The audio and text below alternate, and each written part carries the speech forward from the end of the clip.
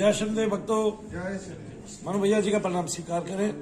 तो आज हम माता की तरंग लेकर आपके पास आएंगे, माता की अनूठी भक्ति लेकर आपके पास आएंगे। आपका जो मंत्र है, ये जो मैं मंत्र के अभ्यास आपसे करा रहा हूँ, ये इसलिए करा रहा हूँ क्योंकि जब आप मेरे पास सीखने आएंगे तो मुझे आपसे दौलत कुछ नहीं चाहिए, ना मुझे आपसे नाम चाहिए, क्योंकि दौलत और नाम तो मेरे हिस्से में लिखा हुआ है, भगवान ने लिखा हुआ है। तो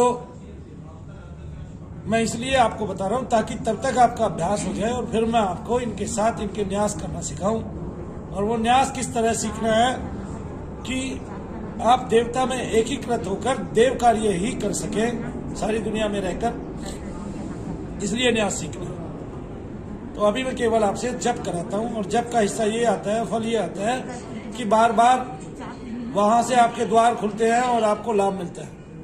आप पर करुणा होती है, आप पर कृपा होती है, आपके घट खुलते हैं, आपके घट में प्रकाश आता है।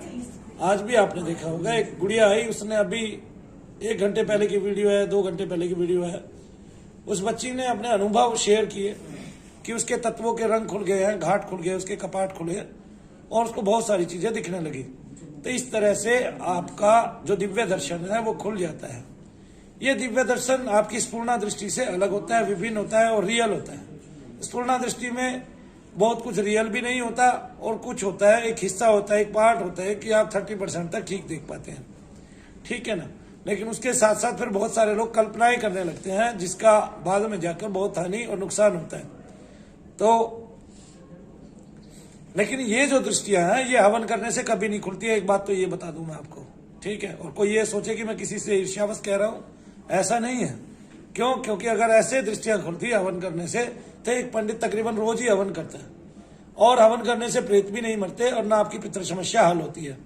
पितृ समस्या हल कब होती है? जब आपने लंबा जप किया और फिर उसके बाद उस जप का यज्ञ किया, यानी कि हवन किया, दशांश आदि, हवन मार्जन आदि, तर्पण आदि किया, तब जाके पितरों की जो है ना कहीं तक आपकी समस्या हल होती है। लेकिन पितृ समस्या के लिए हमने एक बहुत ही भारी उपाय खोज लिया है, जिसको हम दीपदान की क्रिया बताते हैं। अगर आप उसको करेंगे तो आपके घर पे रह के ही आपके जो करोड़ों लाखों रुपया लगने हैं वो खत्म हो जाएंगे, और इस तरह से आप घर पर बैठकर ही अपने पितरों की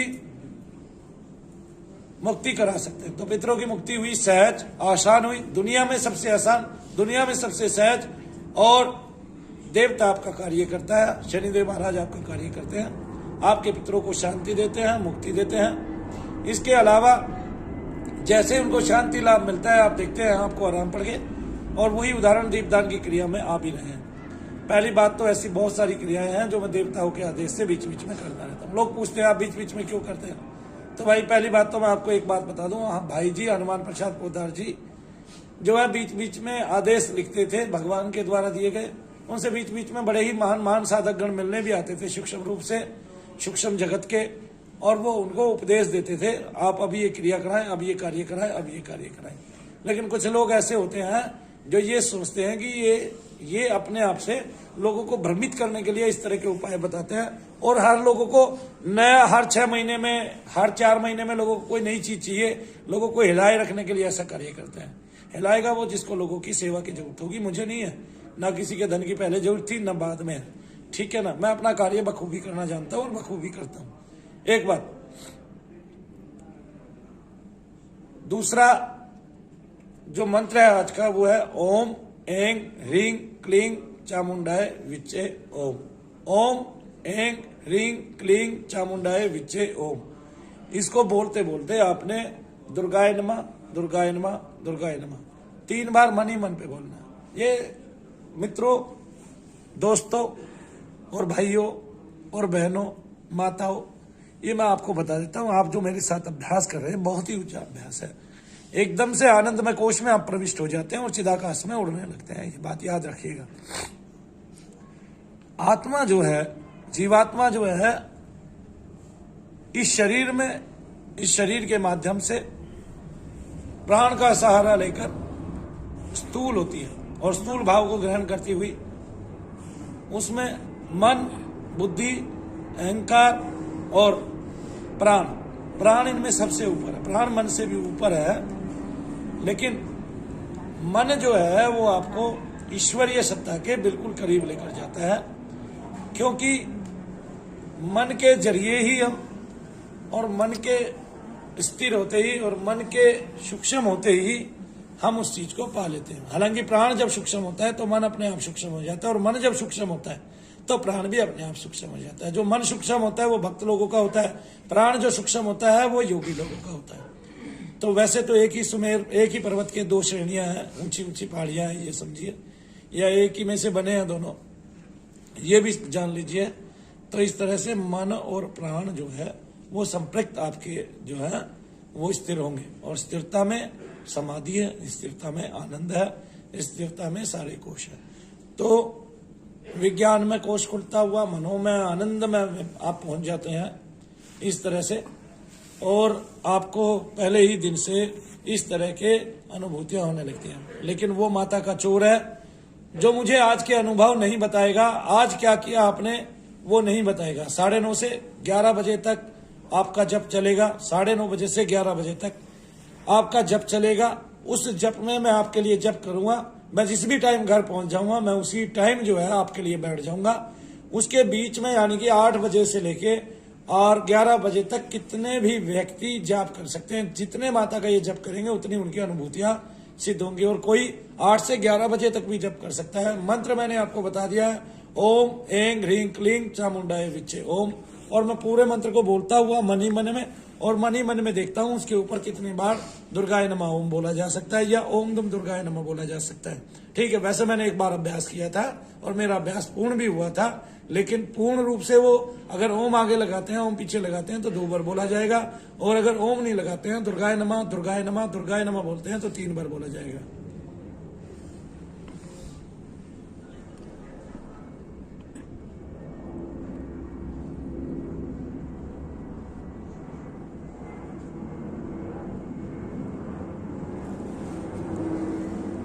बीच के साथ ओम बोलने से, ओम ऐं ह्रीं क्लीं, एक बार दुर्गाय नमः बोलिए, चामुंडाय विच्चे ओम, दूसरी बार दुर्गाय नमः बोलिए। तो 2 ही बार बोलिए, बहुत ही सुगमता से बोला जा रहा है, 2 ही बार मन ही मन में। अगर आप मन ही मन में बोल पाते हैं तो बहुत अच्छा है, ये आपका बहुत बड़ा अभ्यास हो गया एक तरह से। अगर आप मन ही मन में बोल रहे हैं तो सामने माता दुर्गा की तस्वीर रखिए, अष्टभुजी की, वरना तो आप चामुंडा देवी की भी रख सकते हैं। आप अपने फोन पे भी निकाल के आप बीच बीच में देख सकते हैं और ध्यान कर सकते हैं चक्षुओं से, या उसकी स्क्रीन जो है वो कर सकते हैं, ऑन कर सकते हैं काफी टाइम के लिए, जैसे आधे घंटे के लिए, 1 घंटे के लिए, 2 घंटे के लिए, और उस पे वो माता की फोटो लगी रहने दें सामने फ्रंट पे, और उसको देखते हुए आप जप करें एरोप्लेन मोड लगा के। लेकिन वो माता का यानी कि महामाई का चोर होगा जो अपने अनुभव को नहीं भेजेगा। चाहे आप काली वीडियो ही बना के भेजें या लिख के भेजें हमें कि आप हमारी काली वीडियो बनाएं, अपने अनुभव का ऑडियो या वीडियो जरूर बना के भेजना है, मतलब वरना तो वो माता का चोर होगा। और चूंकि जिसके मन में ये पहले आएगा कि मैंने वीडियो भेजनी है अपने अनुभव की, उसको अनुभव भी सबसे ज्यादा होंगे, ये बात लिख लो। जय शनिदेव, जय माता दी। ओम ऐं ह्रीं क्लीं चामुंडाय विच्चे ओम, दुर्गाय नमः ओम, दुर्गाय नमः ओम, ये 2 बार ऊपर बोलना है। और फिर आपने मनोमय कोश को पार करते हुए आनंदमय कोश की तरफ प्रगति करनी है, प्रविष्टि करनी है। ठीक है, और जैसे ही आप ये जब करेंगे आपकी ज्ञान ग्रंथियां खुलेंगी, तो विज्ञान कोश भी जो है, विज्ञान में जो कोश है वो भी आपका साथ साथ उसमें भी स्फुरना होती जाएगी और वो भी खुलता चला जाएगा। तो आपको आपके सारे कोश खुले, अन्नमय, प्राणमय, आनंदमय, विज्ञान में, और इस तरह से। और आप जो है मनोमय कोश से शुरुआत कर रहे हैं, तो आप जो है बहुत ही आनंददायक जो है प्रेरणा मैं आपको दे रहा हूं कि सीधा, क्योंकि संसार में एक ही सत्ता मलिन है और वो है मन, और मन के अलावा कुछ भी मलिन नहीं है। पंच तत्वों का जो पुतला है ये तो पहले से ही मलिनता से घिरा हुआ था, लेकिन इसकी मलिनता आपको बहुत ज्यादा नुकसानदायी नहीं होती है जितनी मलिनता मन की नुकसानदायी होती है, क्योंकि ईश्वर के विभाग में वही आता है सबसे पहले, और वही आपको ईश्वर से मिलने नहीं देता है। क्योंकि मलेच्छ हो, हाँ, लंगड़ा हो, लूला हो, ये सब जो भेद भगवान नहीं देखते। आप कैसे भी हो, चाहे आप अष्टावक्र की तरह 8 जगह से मुड़े ही हो, ईश्वर ने तो केवल आपके अंदर आत्म तत्व को देखना है, वो उसी से प्यार करता है। और मन का सहारा लेके आप उनकी स्तुतियां कीजिए, और उनकी कृपा पाइए। तो सबसे पहले आपने आपके पास माता की कोई भी पुस्तक रखी हुई है, उसमें से माता की आधा घंटा पहले तैयारी करें और उसमें से माँ की जो है बहुत बढ़िया बढ़िया स्तुतियां पढ़ें। सबसे पहली बात, एक जीवन की मैं बहुत अद्भुत बात बता देता हूँ। आपको जो भी पढ़ने से, जो भी अपना साहित्य पढ़ने से, जो भी चीज पढ़ने से आपको बार बार वाइब्रेशंस होती हैं, शक्तिपात होता है। आप उसको अपने जीवन में उतारें, उसी को ज्यादा पढ़ें। जैसे मैं यानी कि मनु भैया को सांब की स्तुति जो सूर्य के लिए की गई है, और पुष्पदंत की स्तुति जो भगवान उसके लिए, शिव के लिए की गई है, और इस तरह से कई स्तुतियां मैं वो पढ़ता हूं जिनमें मुझे बार बार शक्तिपात होता रहता है। तो अपने जीवन में जैसे गीता का 12वां अध्याय वो मैं जब पढ़ता हूं तो बार बार मुझे शक्तिपात होता है। तो अपने जीवन में वही चीजें गहनता से उतारें जिनसे पढ़ने से, जिनको पढ़ने से आपको बार बार शक्तिपात होता है और बार बार आपको ईश्वरीय कृपा प्राप्त होती है। रोम रोम आपके बार बार खुल जाते हैं।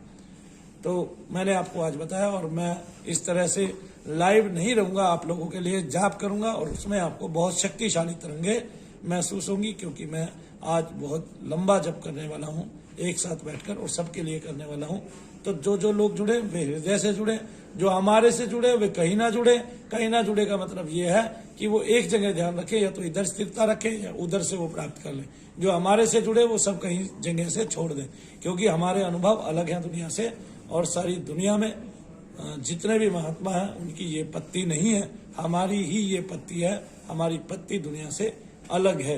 दुनिया से अलग यूं है क्योंकि ये हमने अनुभूत किया है। सारे महात्मा जो जप बताते हैं उनसे हमारा जप अलग है। हम 5 से 6 जगह जप कराते हैं।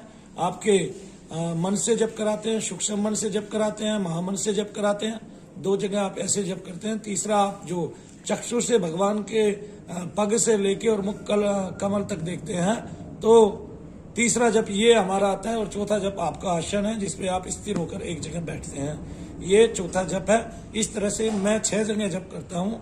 बाकी जो भेद है वो बाद में खुलते हैं, क्योंकि अभी आप ऐसे जप ना कर सकते हैं, क्योंकि अभी तो आपका मन ही मन में 2 जगह जप सिद्ध नहीं हुआ है। और जब मन ही मन में आप ऊपर नीचे 2 जगह एक साथ ओम नमः शिवाय ओम बोलते हुए ऊपर 4 बार या 3 बार राम राम बोलते हुए आप कर लेते हैं, तभी आपका मानसिक जप संभव हो पाता है।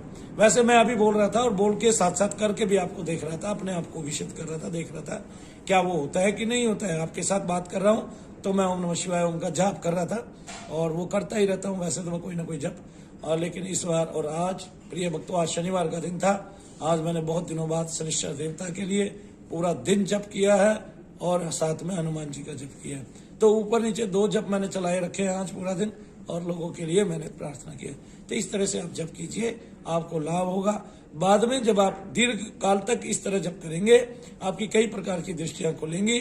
आप स्वयं उनको भगवान के चरणों में सौंपते हुए मैं आपको ऐसा वरदान दिलाऊंगा जिससे आप मेरी तरह इस समाज में महत् कार्य कर पाओगे। जय शनिदेव। जय शनिदेव। जय